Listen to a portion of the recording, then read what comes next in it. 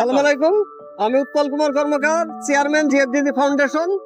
প্রতি বুধবারের নাই আজকেও আমরা 5 টাকার আহার আয়োজন করেছি। এটা আমাদের জিএফডিজি ফাউন্ডেশন কর্তৃক ইনডাঙ্গার প্রজেক্টের আওতায়।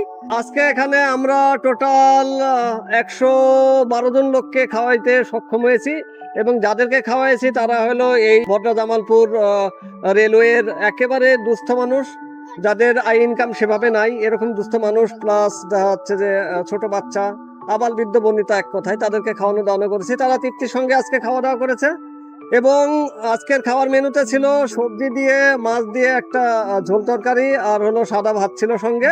আজকে জিএফডিজি ফাউন্ডেশন 5 টাকার আহার যে পরিবেশন করা হলো, এটা ভদ্রা জামালপুর নিবাসী মোহাম্মদ জয়নাল, উনি আমাদেরকে সহায়তা করেছে। আজকের খাবারের পুরো খরচটাই উনি দিয়েছে। তো এরকম জয়নালের মতো আপনারাও এগিয়ে আসুন প্লিজ, যাতে করে আমরা এই ধরনের প্রোগ্রাম আরো বিশদ পরিসরে করতে পারি। জিএফডিজি ফাউন্ডেশনকে অনুদানের মাধ্যমে আপনারা এগিয়ে আসুন, এই আশাই ব্যক্ত করি।